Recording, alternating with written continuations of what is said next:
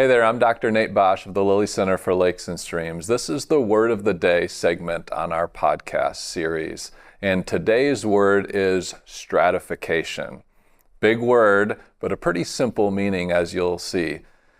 Those of you who are viewing this podcast can see there's an ice cream cake in front of me. Those of you who are listening, I'm going to describe it a little bit, what it looks like. We've got Lilly Center blue as an accent around the top and the bottom. And I'm going to cut a piece of this ice cream cake out. I'm going to cut a slice out of here because just like an ice cream cake has distinct layers, and this one happens to have 3 layers in it, so too our lakes here in Kosciuszko County, Indiana, as well as throughout the Midwestern United States. So during the summer months, our lakes throughout the Midwest have distinct layers in them, 3 of those layers. But the top layer is called our epilimnion when we have a stratified lake during the summer months. That epilimnion, it gets the name from epi, meaning surface or top, just kind of like the epidermis of our skin, right? The surface of our skin. So epi, so that's going to be a warm water layer up at the top. Warm water is lighter than cold water, and so it's getting warmed up by the sun and it's up there at the top.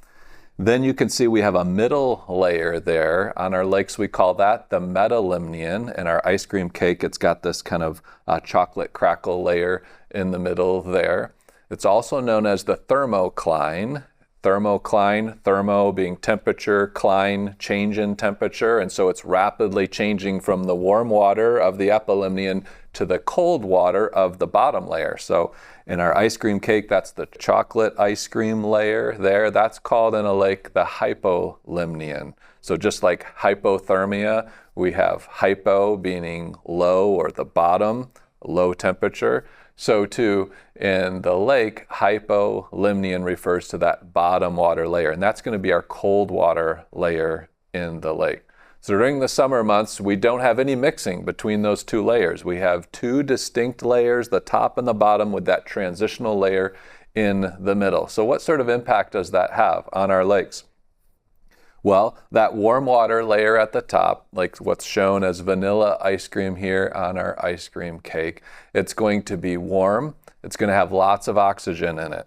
So think through all the sunlight coming into that top water layer. It's going to allow algae, also known as phytoplankton, to do photosynthesis, where there's lots of oxygen being produced in that top water layer. You also have oxygen diffusing from the surface of the lake into that top water layer. Maybe waves will help move that along, or wind blowing across will help move that along a little bit more quickly. So lots of oxygen, warm, light, relatively light water on the top. Contrast that with the bottom. In our ice cream cake example here, that's our chocolate cake. The bottom is going to be cold. It's going to have very low amounts of oxygen. There's no way to get oxygen from photosynthesis or from the surface all the way down to the bottom. Instead, we're using up oxygen down at the bottom. We have decaying algae from years before, or macrophytes, also known as weeds from years before, even zooplankton or fish that die and sink to the bottom. The bacteria there that are doing the decomposing are using up oxygen in that bottom water layer, so low oxygen.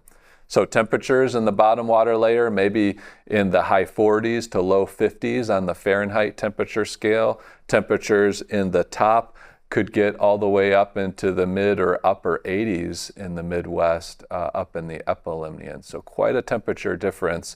That bottom water layer is going to stay cold all through the area. Well, it looks like our ice cream cake's melting here a little bit. So let's move on from summertime to fall, and let's talk about fall.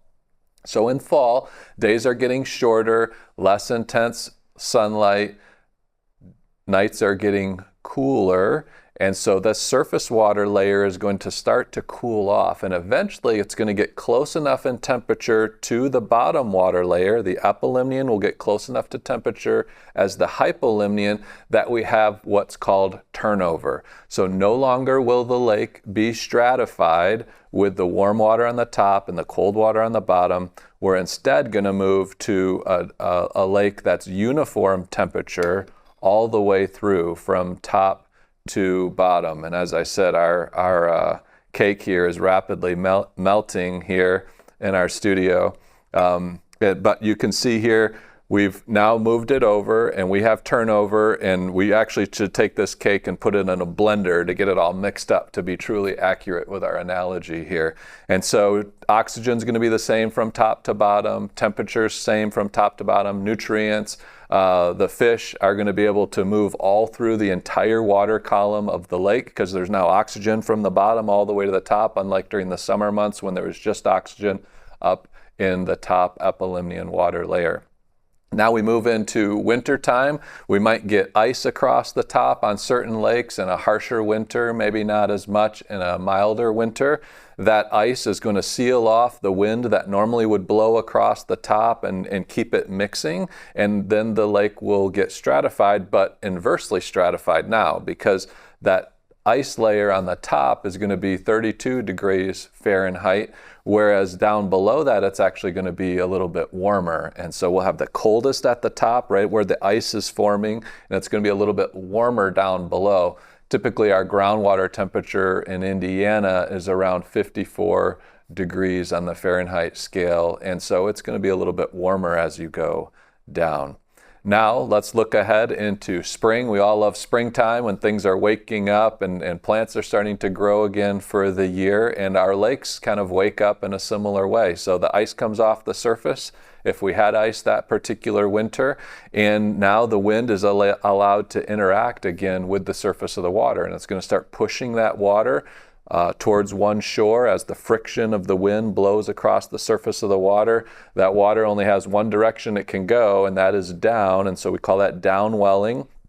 And then on the opposite shore, in order to make up for it, we have upwelling, and so it's like a conveyor belt or a Ferris wheel of water turnovers happening again in the springtime. So just like in the fall we had turnover, now in the spring we have turnover again, and we're mixing from top to bottom.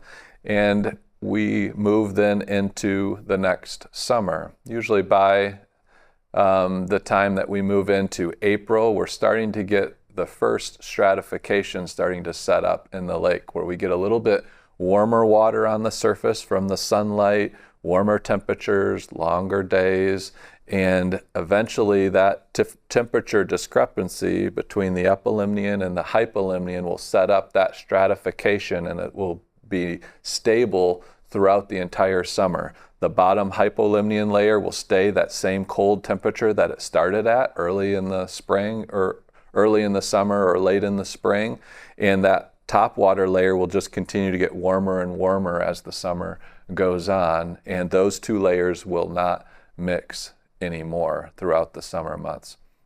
Next time you jump in a lake and your toes or your fingertips feel that cold water layer, now you know why. Visit lakes.grace.edu to download a visual representation of stratification and turnover that happens in the fall and the spring, and learn more about our lakes layers there.